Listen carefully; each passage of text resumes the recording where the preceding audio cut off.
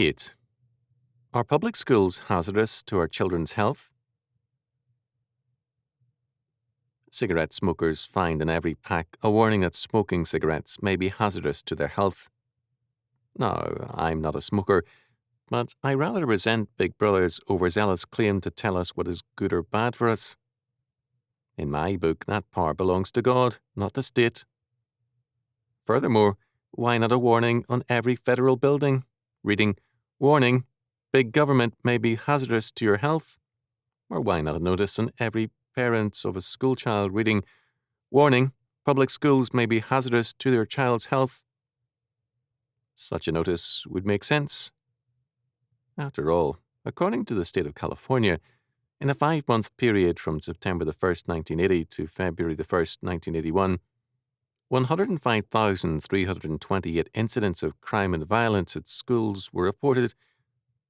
These were crimes against students, teachers, school employees, and property, and included the possession and use of drugs and alcohol, the possession and/or use of weapons, and bomb threats. The property damage in this 5-month period came to more than $10.3 million, and the schools had to spend $38.5 million on crime control in the schools. These figures released dealt with reported crimes. Even these tell a grim story. Very obviously, attending a public school today is more hazardous to a child's health than smoking is to adults.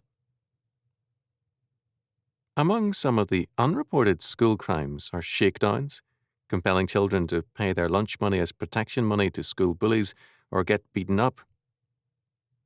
More than one teacher has told me that in some schools it can be dangerous for a teacher to turn his or her back on the class. I call that a health hazard.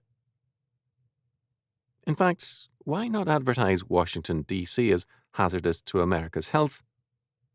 Paying taxes is not easy on either the pocketbook or your blood pressure.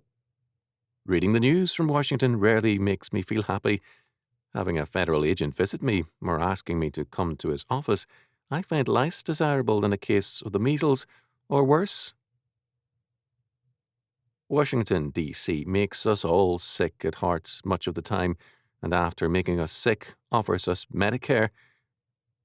Is there no one up there who still believes that Jefferson was right when he said that the best government is the least government? After all, the more controls we get, the less freedom we have. And the loss of freedom is very hazardous to the health of a country.